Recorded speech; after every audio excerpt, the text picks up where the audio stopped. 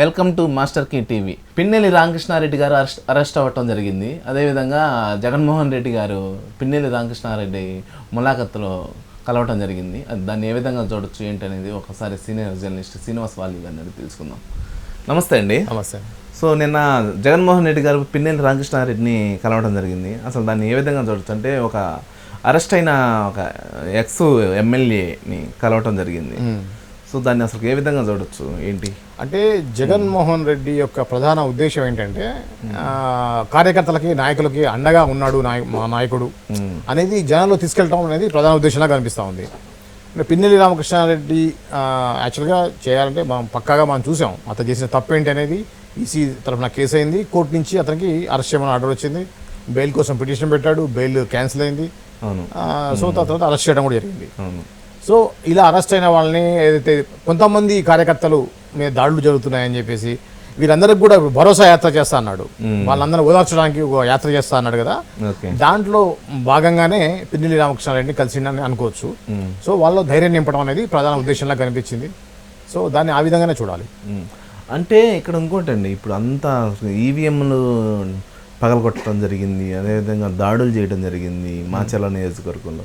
అంటే ఇంత మారణ హోమానికి కారణమైన ఒక ఎమ్మెల్యే అరెస్ట్ అవ్వటం జరిగింది. సో దీన్ని అంటే జగన్మోహన్ రెడ్డి గారు వెనకేసుకుని వస్తున్నారని అనుకోవచ్చా?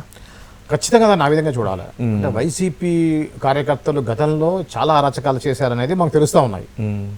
ఈ క్రమంలో ఖచ్చితంగా చర్యకి ఒక ప్రతిచర్య ఉంటుందని చెప్పేసి ఆనాడున చంద్రబాబు నాయుడు దగ్గర నుంచి చిన్న కార్యకర్త నుంచి మొదలు పెడితే, చిన్న నాయకుడి దగ్గర నుంచి మొదలు పెడితే టీడీపీలో పెద్ద నాయకుల వరకు ఇంక్లూడింగ్ పవన్ కళ్యాణ్ కూడా చెప్పడం జరిగింది. మీరు చేసేవాడానికి కూడా ఆపోజిట్ రియాక్షన్ అనేది ఖచ్చితంగా ఉంటుంది, వచ్చేది మా ప్రభుత్వమే అని హెచ్చరిస్తూ వచ్చారు. ఇప్పుడు టీడీపీ నాయకుల్లో కార్యకర్తల్లో కూడా ఒకటి ఉంటుంది, గతంలో వాళ్ళు ప్రభుత్వంలో ఉన్నప్పుడు మనం ఇచ్చేసిన అరాచకాలకి కేసులు పెట్టారు. ఇంక్లూడింగ్ ఇప్పుడు ఉన్నటువంటి హోమ్ మినిస్టర్ మీద 23 కేసులు ఉన్నాయి. ఓకే. అనిత గారి మీద 23 కేసులు ఉన్నాయి, ఇంక్లూడింగ్ అట్రాసిటీ కేసు కూడా ఉంది ఆమె మీద. ఏ కేసు అవకాశం ఉంటే ఆ కేసు, అటెంప్ట్ మర్డర్ కేసులు, బెయిల్స్ రానివ్వడం కేసులు కొన్ని పెట్టారు, కొంతమంది కార్యకర్తల మీద జైల్లో కూడా వేశారు. ఓకే. సో ఈ క్రమంలో ఖచ్చితంగా దాడులు ప్రారంభించారు. ఇప్పుడు జనాల్లో సింపతి రావడం కోసం ఎవరి మీద ఎటువంటి చర్య పోలీసు తీసుకున్నా కూడా ఇప్పుడు అనిత గారు ఖచ్చితంగా గతంలో వైసీపీ నాయకులు ఎవరైతే అక్రమాలకి దాడులకు పాల్పడ్డారో వాళ్ళందరి మీద కేసులు స్టార్ట్ అవుతాయి, క్లోజ్ అయిన కేసులు కూడా ఓపెన్ చేస్తా అంటున్నారు. అంటే ఇక్కడ ఇంకోటి అండి, నిన్న ఏమో ములాఖత్తులో జగన్మోహన్ రెడ్డి గారు కలిశారు కదా, బయటకు వచ్చిన తర్వాత ప్రెస్ తోటి మాట్లాడటం జరిగింది. సో అన్యాయంగా అరెస్ట్ చేశారు, అమాయకుడు అనే రీతిలో అది పెద్ద జోక్ అండి. ఎందుకంటే అన్యాయంగా అరెస్ట్ చేశారు అనేది ఎంత పెద్దదంటే మొత్తం రాష్ట్రం కాదు దేశం మొత్తం చూసింది.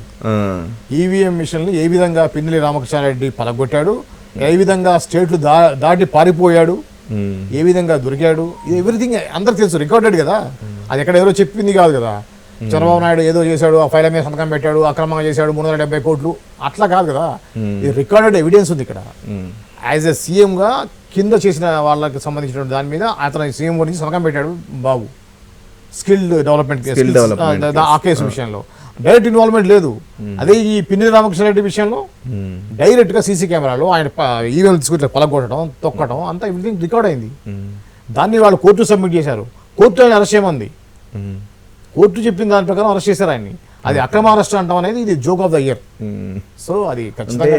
ఇంకోటి అదేవిధంగా వైఎస్ఆర్సీపీ శ్రేణుల మీద కానీ వైఎస్ఆర్సీపీ కార్యకర్తల మీద కానీ విపరీతమైన దాడులు జరుగుతున్నాయి అనేది జగన్మోహన్ రెడ్డి గారు ఆరోపిస్తున్నారు. ఆరోపించాలి కదా, ఆరోపించకపోతే ఎట్లా? ఇప్పుడు జనాల్లో సింపతి రావాలంటే ఆరోపించాలి, ఆరోపణలు చేస్తేనే కదా. ఇప్పుడు చేస్తారు, వీళ్ళకి ఖచ్చితంగా కేసులు బుక్ చేస్తారు, వాళ్ళని అరెస్ట్ చేయడం జరుగుతుంది.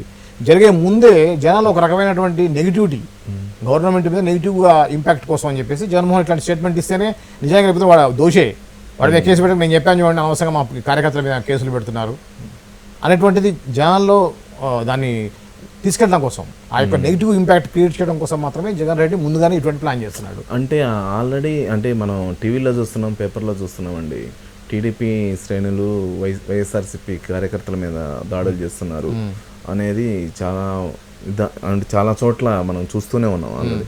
అంటే జగన్మోహన్ రెడ్డి గారు అబద్ధాలు చెప్తున్నారంటారా, లేదంటే అసలుకి నిజంగానే జరుగుతున్నాయి కదా కొన్ని ఏరియాల్లో అనేది పేపర్లో చూస్తున్నాం ఆల్రెడీ మనం. సో దీన్ని అసలు ఏ విధంగా చూడొచ్చు అంటే యాక్చువల్గా దాడులకి ప్రతి దాడులు అనేది కరెక్ట్ కాదు. వాళ్ళు తప్పు చేశారు కాబట్టి టీడీపీ వాళ్ళు కూడా తప్పు చేస్తున్నారు, దాన్ని కరెక్ట్ అంటాం కాదు. ఇప్పుడు చట్టాన్ని వాళ్ళ చేతిలో తీసుకోవడం అనేది ఎవరైనా తప్పే. గతంలో కూడా టీడీపీ సంబంధించిన పట్టాభి గారు ఒక ఇచ్చిన స్టేట్మెంట్కి, ఒక ప్రెస్ మీట్లో మాట్లాడిన దానికి పెద్ద ఎత్తున వైసీపీ యువ నాయకులందరూ వెళ్ళేసి టీడీపీ ఆఫీస్ని పలగొట్టి, గేట్ని పలగొట్టి వెళ్ళి కూడా చేశారు. అతను ఇప్పుడు ఆల్రెడీ ఎస్కేప్ అయి ఉన్నాడు, లేడు. ఎవరైతే ఆ యూత్ లీడర్ ఉన్నాడో అతను లేడు ఇప్పుడు. సో వాళ్ళు అంటే వాళ్ళ మీద ఆ విధంగా అప్పుడు చేసిన వాటిని ఆ సాక్ష్యాల ప్రకారం కేసులు ఓపెన్ చేసి కేసు పెట్టాలి తప్పించి, వాళ్ళు కొట్టినట్టు మేము కొడతాం, వాళ్ళు టీడీపీ ఆఫీస్ దాడి చేసినట్టు మేము పోయి వైసీపీ వాళ్ళ మీద దాడి చేస్తాం అనేది ఖచ్చితంగా చట్టాన్ని వాళ్ళ చేతిలో తీసుకోవడమే. ఈ విషయంలో ఖచ్చితంగా తెలుగుదేశం ప్రభుత్వం అనేది వాళ్ళ కార్యకర్తలని, వాళ్ళ నాయకుల్ని కంట్రోల్లో పెట్టాల్సిన అవసరం ఉంది. చట్టాన్ని చేతులు తీసుకోవడం అనేది ఎవరు కూడా, కోర్టు కూడా దాన్ని క్షమించదు. దాని మీద కూడా కేసెస్ అవుతాయి. కాబట్టి చట్టబద్ధంగా ఇప్పుడు అనిత గారు ఏదైతే చెప్పారో, ఎవరైతే గతంలో తప్పులు చేశారో ఆ సీసీటీవీ ఇప్పుడు ఫుటేజ్ ఉంది టీడీపీ ఆఫీస్ మీద చేసిన దాడికి, ఆ విధంగా సాక్ష్యాలని బేస్ చేసుకొని కోర్టుల ద్వారా చట్ట ప్రకారం శిక్షించాలి తప్పించి, చట్టాన్ని వాళ్ళ చేతులు తీసుకొని ఎదురు దాడులు చేయడం, కొట్టడం, ఫిజికల్ గా వాళ్ళని ఇచ్చేయడం అనేది ఖచ్చితంగా తప్పు కిందకే వస్తుంది. సో అదే విధంగా నిన్న జగన్మోహన్ రెడ్డి గారు పిన్నెల్లి రామకృష్ణారెడ్డిని కలవడం జరిగింది. అంటే లోపలికి వెళ్ళి ఏ విధమైన వాళ్ళిద్దరి మధ్య అంటే ఇప్పుడు ఒకటే మెయిన్ అండి, చూడండి, ఇంత జరిగిన తర్వాత కూడా ఒక పక్కన అవినాష్ రెడ్డి వాళ్ళ బావకి 12 కోట్లు పెట్టేసి 2 కోట్ల విలువైన బిల్డింగ్ ని కొనిచ్చాడు అనేది ఒక పక్కన జరుగుతూ ఉంది. ఆల్రెడీ ఒక వారం 10 రోజుల ముందే మనకి ఋషికొండ మీద 500 కోట్ల మీద తోటి ప్యాలెస్ కట్టాడని ఉంది. ఇన్ని జరుగుతున్నా కూడా నిర్మోహమాటంగా, నిర్లజ్జగా అంటే వచ్చేసి ఆయన మాట్లాడుతున్నాడు అంటే ఎంత పెద్ద క్రిమినల్ బ్రెయిన్. అందరూ టీడీపీ వాళ్ళు చెప్పేది నిజమే అనిపిస్తూ ఉంది. ఇంకా కూడా ఇప్పుడు స్టార్ట్ అయ్యి కూడా 2 months కూడా కాలేదు, ఇప్పుడే వచ్చేసి ఆల్రెడీ ప్రభుత్వం మీద ఇది చేయడం, వాటి గురించి జనాల్ని మిస్లీడ్ చేసే ప్రయత్నం చేస్తున్నాడు. ఆయన మీద ఉన్న కేసులు, ఆయన చేసేటువంటి ఫ్రాడ్స్ని బయటకు వస్తున్న కొద్దీ మిస్లీడ్ చేసుకుంటూ వాళ్ళు ఇచ్చిన గ్యారంటీలు ఏమైనాయి, ఓన్లీ ఒకటే పెన్షన్ ఒకటి ఇచ్చాడు, వృద్ధాప్య పెన్షన్ తప్పించి మిగతా ఏమైనాయి అంటే ఇది ఎట్లా ఉందంటే, ఆయన చేసే వాటిని తవ్వకుండా అవి బయటపడుతుంటే వాటిని జనాల్ని వాళ్ళ మైండ్ని డైవర్ట్ చేయడం కోసం ఇటువంటి ఆరోపణలు చేస్తున్నారని కావాలి. వాళ్ళకి టైం ఇవ్వాలి కదా. అంటే ఇంకొకటి అండి, ఇక్కడ రోజా గారు దాని మీద ట్వీట్ చేయడం జరిగింది. ఏంటంటే అది పర్యాటక అంటే టూరిజం కోసం డెవలప్మెంట్ చేసామనే కానీ ఇది ఏ విధమైన ఇది సొంత ప్రయోజనాల కోసం కట్టించినటువంటి. మీరు ఆంధ్ర రోడ్ల మీద తిరుగుతూనే ఉంటారు కదా, ఆంధ్ర రోడ్లు వేయడం ఇంపార్టెంటా, 500 కోట్లతో టూరిస్ట్ కోసం ప్యాలెస్ కట్టడం ఇంపార్టెంటా? రోడ్లే ఇంపార్టెంట్, అంతే కదా. రోడ్స్ లేవు ఊర్లలో, కాదు జిల్లా హెడ్ క్వార్టర్లో రోడ్లు లేవు. రోడ్లు వేయడం వదిలిపెట్టి 500 కోట్లతో నువ్వు ప్యాలెస్ ఎందుకు కట్టాలా? ఆ సీఎం ఆఫీస్ కోసం కట్టామన్నా కొద్ది నయం. అదే సీఎంకి లేదు, మనకి అమరావతి ఇప్పుడు క్యాపిటల్ కాదనుకున్నాం, వైజాగ్ క్యాపిటల్ అనుకున్నాం కాబట్టి అక్కడ సీఎం కోసం కడుతున్నాం అని చెప్పి చెప్తున్నా బాగుండేది. పర్యాటకుల కోసం అని చెప్పేసి 36 లక్షలు పెట్టి బాత్రూమ్ కడతారా ఎవరన్నా? వినేవాళ్ళు ఉంటే చెప్పేవాళ్ళు ఏదో చెప్తారు అన్నట్టుగా ఉంది. ఏదో పిచ్చి నిజానికి అది 100% కరెక్ట్ కాదు. జనాల్ని పిచ్చోళ్ళని చేయడానికి చెప్తే గతంలో మీడియా వాళ్ళ చేతిలో ఉంది, నాయకులు ఇష్టం వచ్చినట్టు మాట్లాడే నాయకులు వాళ్ళ దగ్గర ఉన్నారు. ఎవరైతే పిచ్చి పిచ్చిగా మాట్లాడుతున్నారో వాళ్ళనే మినిస్టర్లను చేసి ఈరోజు అంబటి రాంబాబు కానీ, కొడాలి నాని కానీ, రోజా కానీ ఎవరైతే అడ్డదిడ్డంగా నోటికి ఏదో వస్తుంది మాట్లాడుతున్నారో వాళ్ళని మినిస్టర్లను చేసి వాళ్ళని ప్రతిపక్షాల మీద ఉసిగొలిపి ఆ విధంగా ఈరోజు 5 సంవత్సరాలు నెట్టుకుంటూ వచ్చారు. కానీ ఇప్పుడు ఇంకా అంత పరిస్థితే ఉండకపోవచ్చు, ఎందుకంటే వీళ్ళకి కూడా అవేర్నెస్ వచ్చింది.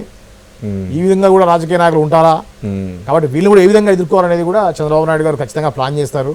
జనాల్లో కూడా అవేర్నెస్ వచ్చిందండి, జనాల్లో ఖచ్చితంగా వచ్చింది. ఇక్కడ ఇంకొకటి అండి, అంటే నిన్న ములాఖత్తులో వెనకమాల అంబటి రాంబాబు గారు కానీ, సో అదేవిధంగా అనిల్ కుమార్ యాదవ్ గారు, వీళ్ళందరూ బాగానే కనిపిస్తున్నారు. అక్కడ రోజా గారు మిస్ అయ్యారు అనేది ఒకటి. అంటే రోజా మీద ఆల్రెడీ రకరకాల పలు కేసులు ఉన్నాయి కదా, ఆల్రెడీ ఆరోపణలు ఉన్నాయి. ఆమె బయటకు వస్తే నెగిటివ్ ఇంపాక్ట్ అయ్యేటట్టు జగన్మోహన్ రెడ్డి అది ఉంది. ఎవరి వల్ల అయితే జనాల్లో నెగిటివ్ ఇంపాక్ట్ అవుతుంది అనుకున్నారో వాళ్ళని కూడా సైడ్ చేస్తారు. ఇప్పుడు అంబటి రాంబాబు మీద ఎక్కువ లేదు, కొడాలి మీద చాలా నెగిటివిటీ ఉంది, రోజా మీద చాలా నెగిటివిటీ ఉంది, కాబట్టి వాళ్ళని స్క్రీన్ మీద రానేడు. సో ఆయన పక్కా ప్లాన్ ఉంటుంది అయింది. ఇప్పుడు ఎవరు జిందాబాద్ కొట్టాలి, ఎవరికి జిందాబాద్ కొట్టాలి, ఎవరు ఎటువంటి డ్రెస్ వేసుకోవాలా, అద్దాలు పెట్టుకోవాలా వద్దా, ఇన్షర్ట్ చేయాలా వద్దా, ఇవన్నీ కూడా స్క్రిప్ట్ ఉంటాయి అన్నమాట. అలాంటి వాళ్ళు ఎదురు కనపడదు. గతంలో కూడా హీరో రాజశేఖర్ ఆయన సినిమాల్లో హీరో కదా, అదే విధంగా రేబాన్ స్పెట్స్ పెట్టుకొని వస్తే ఆయన రావద్దని చెప్పానట. ఇలా ఉంటుంది అన్నమాట. అందరు సింపుల్గా ఉండాలా. వాళ్ళ నాన్న ఫ్రెండ్స్ కూడా ఈయన అంకులండు, వాళ్ళు ఈయన బాబు అనకూడదు. జగన్ గారు, జగన్మోహన్ రెడ్డి గారు అని అనాలి. మరి అంబటి రాంబాబు గారు బ్లాక్ కాదుగా, బ్లాక్ పెట్టుకోవద్దు. మామూలుగా స్పెట్స్ ఏదైతే ఆప్టికల్స్ ఉంటాయి కదా అవి పెట్టుకోవచ్చు, కానీ గూగుల్స్ ఉంటాయి మరి ఇవి పెట్టుకోకూడదు. నల్ల కలర్ అద్దాలు పెట్టుకోవద్దు, గాగుల్స్ పెట్టుకోకూడదు. సో ఆ టైప్ ఈగోయిస్టిక్ మెంటాలిటీ కాబట్టి ఆయన చెప్పిన ప్రకారం ఆ స్క్రిప్ట్ ప్రకారం ఆయన ఇది కావాలి తప్పితే ఆ స్క్రిప్ట్ బియాండ్ ద స్క్రిప్ట్ ఎవరు చేసినా కూడా ఊరుకోడు ఆయన. సో అలా ఉంటుంది అయింది. కాబట్టి దీన్ని ఖచ్చితంగా పిన్నెల్లి రామకృష్ణారెడ్డి దగ్గరికి పోయిన కలవడం అనేది ఇంకో హైలైట్ ఏంటంటే ఇన్ని అక్రమాలు చేస్తున్నాడు అని చెప్పేసి ఇప్పుడున్నటువంటి ప్రభుత్వం ఆరోపణలు చేస్తున్నా కూడా ఆయన హెలికాప్టర్ వెళ్ళాడు. అవసరమా? వేరే దేశం అది. ఎన్ని వందల కిలోమీటర్లు. ఎలక్షన్ టైంలో కూడా మనం వినే ఉన్నాం ఆల్రెడీ, గంటకి 2 లక్షలు ఖర్చు చేస్తారు. లక్షల్లో 25 లక్షల రూపాయలు ఖర్చు అయింది ఓన్లీ పిన్నెల్లి రావడానికి వెళ్ళినప్పుడు. రేపు పొద్దున వారం హైదరాబాద్ వచ్చేసి ఫ్రైడే జైలుకి వచ్చినప్పుడు జైలు వచ్చి సంతకం పెట్టి పోవాల్సిన పరిస్థితి వస్తుంది మళ్ళీ ఎట్లాగో. అప్పుడు ఎలా వస్తుందో చూడాలి మరి. అప్పటి నుంచి అన్ని లక్షలు ఎంతమంది ఆయనకి ఫండింగ్ ఇస్తారు, ఎక్కడి నుంచి తీసుకొస్తారు అనేది కూడా ఐటీ వాళ్ళు చూసుకుంటారు అనుకోండి. అదంతా గతంలో నేను సీఎం కాబట్టి నా కాన్వాయ్ పోవడానికి నాకు లక్షల్లో ఖర్చు అవుతుంది, అందుకే నేను వారం హైదరాబాద్ రాలేను అని చెప్పేసి పర్మిషన్ తీసుకున్నాడు. సో ఇప్పుడు ఆ పరిస్థితి ఉండదు, ఇంకా కేసులు పెరుగుతాయి. ఆయన రెగ్యులర్గా ఇంకా విజయవాడ ఆంధ్ర కంటే వచ్చి హైదరాబాద్ ఉంటే బెటర్, ఎందుకంటే సంతకం పెట్టడం ఈజీ అవుతుంది. మొన్న పులివెందులకు వెళ్ళినప్పుడు కూడా సెక్యూరిటీ కూడా పెంచడం జరిగింది అనేది ప్రధానంగా ప్రతిపక్ష నాయకుడిగా పెంచుంటారండి అంతే. ఇప్పుడు మీరు చూడండి, నిజంగా ఆయన మీద కక్షపూరితంగా చేసేవాళ్ళు అయితే పిన్నెల్లి రామకృష్ణారెడ్డిని కలిసేటప్పుడు ఆ జైలు అవర్స్ అయిపోయినాయి, ములాఖాత్ టైమింగ్స్ అయిపోయినాయి. అయిపోయిన అవర్స్లో పోయాడు.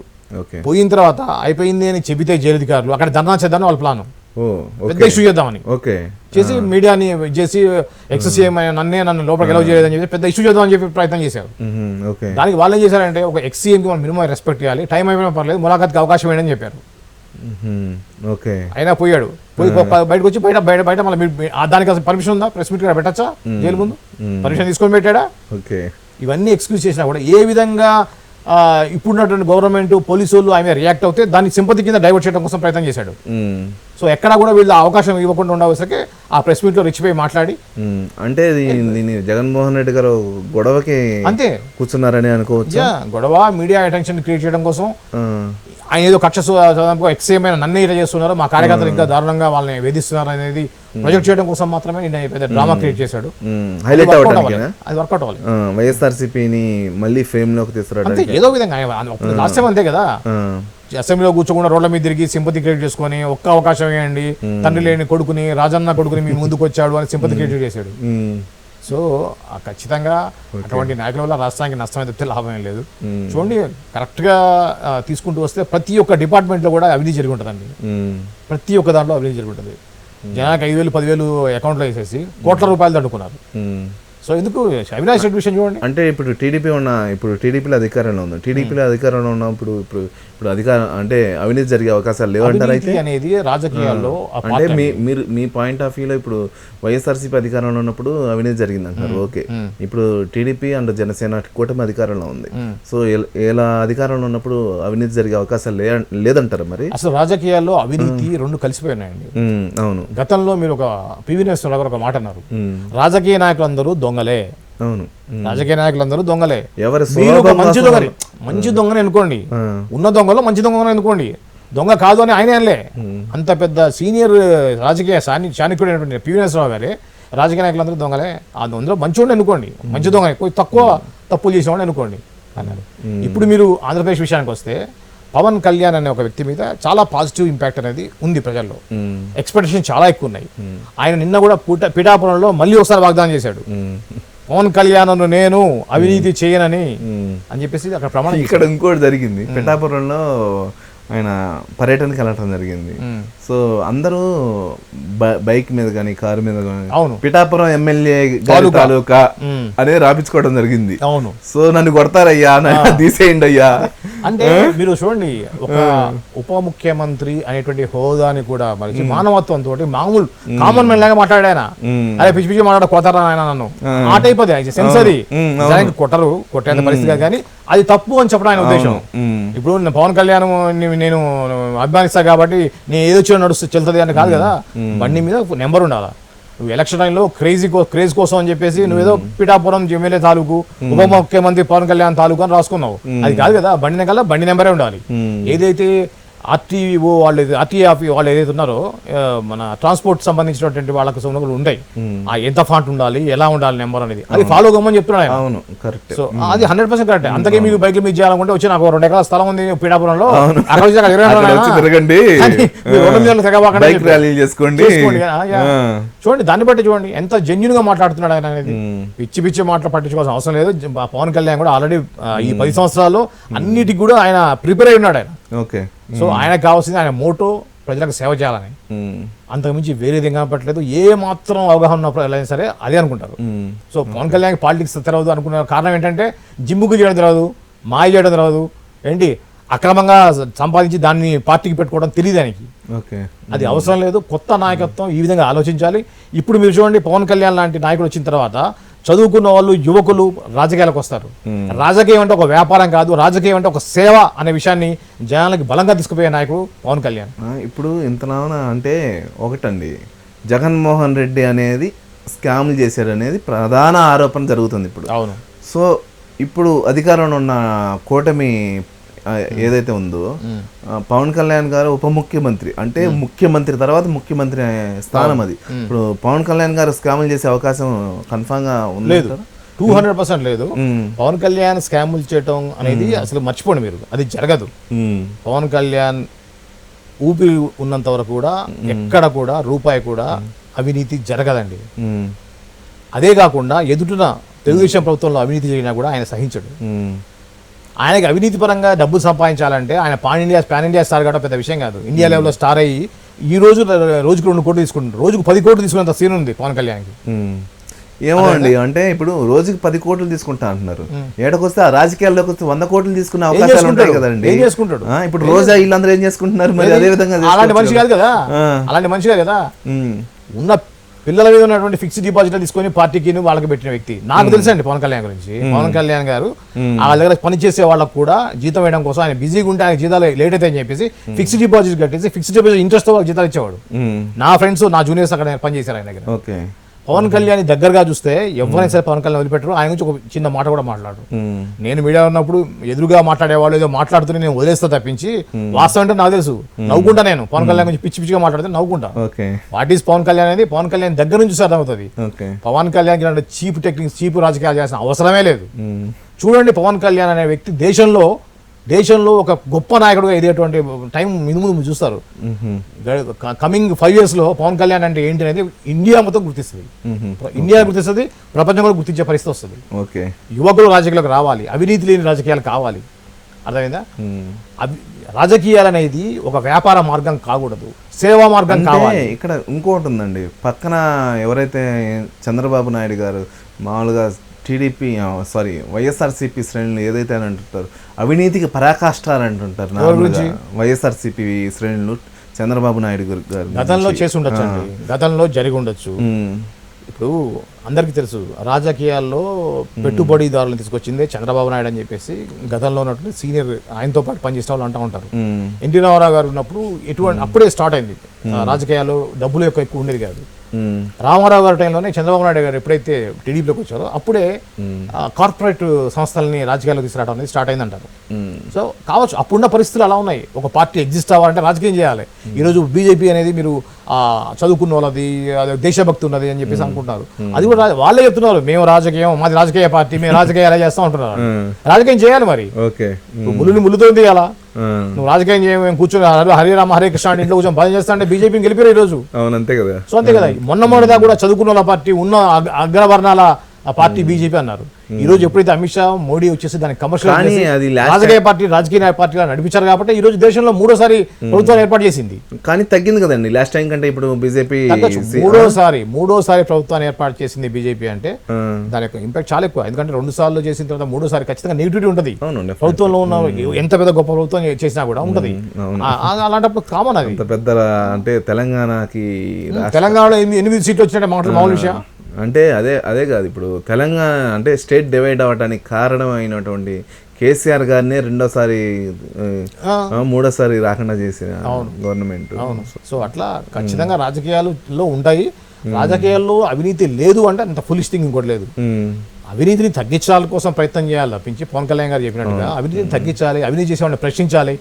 యూత్ యువత అనేది రాజకీయాలకు రావాలి. ఉమ్, రాజకీయాలు అనేది ఒక ఆదాయ మార్గం కాదు, రాజకీయాలు సేవ కోసమే అనేది జనాల్లోకి బలంగా తీసుకుపోయినప్పుడు ఈ యొక్క వ్యాపారస్తులు రాజకీయాలకు రారు. అంటే ఇక్కడ ఇంకోటి అండి, ఇప్పుడు ఎవరైతే నేను మనకు ఒరిగేది ఏమీ లేదు, మన అవినీతి చేయకుండా ఎవరు ఉండట్లేదు ఇప్పుడు రాజకీయ నాయకులు అనేది ప్రజల్లో బాగా నాటుకుపోయింది అనేది వింటూ ఉన్నాము, చూస్తూ ఉన్నాము.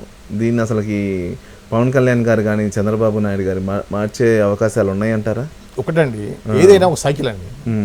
అవినీతి అనేది స్టార్ట్ అయింది, ఇప్పుడు పీక్ చేరి చివరికి బాత్ టబ్బు 36 లక్షలు పెట్టుకునే స్టేజ్కి వచ్చింది అవినీతి. అక్కడి నుంచి డౌన్ ఫాల్ అయి ఉంటుంది, ఇక అంతకుమించి పరాకాష్ట ఉండదు. అవును, ఒక ప్యాలెస్ లో టాయిలెట్ వచ్చి 36 లక్షలు, 15 లక్షలు, బాత్ టబ్బు 36 లక్షలు పెట్టుకునేటువంటి అంతకంటే అవినీతి ఇంకేముంటుందండి? నాకు తెలిసి దేశంలో ఇంతకంటే భయంకరమైన అవినీతి ఎక్కడ జరిగి ఉండదు. సో పరాకాష్ఠకు వచ్చినప్పుడు జనాలు వెక్స్ అయిపోతారు. నువ్వు ఇచ్చే 5,000 10,000 నాకెందుకు రా భయ్య, మా ఇల్లు మా రోడ్డు బాగుండాలి, నా కొడుకు చదువుకోవాలి, నా పిల్లలకు ఉద్యోగాలు కావాలి, డెవలప్మెంట్ కావాలి, నా పిల్లలకు ఉద్యోగం వస్తే ₹1,00,000 సంపాదించాలి ఐటీలో, నువ్వు ఇచ్చే 5,000 10,000 నాకెందుకు? నా పిల్లకి మంచి ఉద్యోగం వచ్చేటట్టు ఏర్పాటు చేయి, మంచి కంపెనీలు కావాలి మా స్టేట్ కి. మాట్లాడితే ఆంధ్ర నుంచి హైదరాబాద్, బెంగళూరు, చెన్నై పోయి ఉద్యోగాలు చేసిన పరిస్థితి ఎందుకు? మా దగ్గర ఐటీ కంపెనీలు రావాలి, నా పిల్లలు మా దగ్గరలో నుంచి ఉద్యోగాలు చేసుకోవాలి, అది నాకు కావాలి. కానీ నెలకు వచ్చేసి నువ్వు 5,000 10,000 ఇచ్చేసి కరెంటు బిల్లు 200 వచ్చి 300 వచ్చేది, ఈ రోజు ₹1,000 వచ్చింది మొన్న దాకా. ఆ పరిస్థితి నుంచి మారాలి తప్పించి నువ్వు ఇచ్చేటువంటి బిచ్చం కాదు. ఎప్పుడైనా మీరు నువ్వు ఇచ్చేది ఫ్రీగా కాదు, నాకేం నేను కష్టపడి సంపాదించుకున్నట్టు చేయాలా. నువ్వు ఆదాయ మార్గం పెంచాలి తప్పించి నువ్వు జనాల్ని బిచ్చగాలు చేస్తే ఎలాము? జనాల్లో ఖచ్చితంగా ఆంధ్ర జనాల్లో అటువంటి ఐడియా వచ్చింది కాబట్టి ఈరోజు 11 సీట్లకే ప్రయత్నం చేశారు వైఎస్ఆర్సీపీని. ఖచ్చితంగా మార్పు మంచిగా ఉంది, ఇదే విధంగా మంచి వృద్ధిని కోరుకుందాం. ఆంధ్ర ఖచ్చితంగా అభివృద్ధిలో అగ్రగామిగా ఉండేటువంటి అవకాశాలు అయితే పుష్కలంగా కనిపిస్తూ ఉన్నాయి. ఆల్ ద బెస్ట్ చెప్పడం తప్పించి మనం దాని గురించి మనం బ్యాడ్గా అనుకోవడానికి ఏం లేదు. ఇప్పుడు ఫైనల్గా అంటే ఏమంటారు, పిన్నెల్ని కలవడం జగన్మోహన్ రెడ్డి గారు వెనకేసుకొని వస్తున్నారా? అంతేగా, ఇప్పుడు అన్యాయంగా అరెస్ట్ చేశాడని ఒక్క పదం చాలండి, అక్రమ అరెస్ట్ అనేది ఒక్క మాట చాలు. ఆయనకి ఒక ఏ విధంగా జనాలు ఇంకా నమ్ముతారు, అక్రమ అరెస్ట్ నమ్మేస్తారా? అక్కడ వీడియో ఫుటేజ్ డైరెక్ట్ కనిపిస్తా ఉంటే కోర్టు ఆర్డర్ ప్రకారం అరెస్ట్ చేస్తే అది చంద్రబాబు నాయుడు టీడీపీ కాదు కదా చేసింది. కోర్టు సాక్ష్యాలు చూసి ఇతను చేసిన తప్పు, ఈసీని ఏదైతే ఈసీ సంబంధించిన మిషన్ని ధ్వంసం చేయడం అనేది తప్పు కాబట్టి అతను అరెస్ట్ చేయండి అని చెప్పేసి కోర్టు చెప్తే అరెస్ట్ చేశారు. సో దాన్ని కూడా రాజకీయం చేయడం అనేది ఆయన చౌకబారు రాజకీయానికి అదొక నిదర్శనం. ఓకే, థ్యాంక్ యూ అండి. Thank you.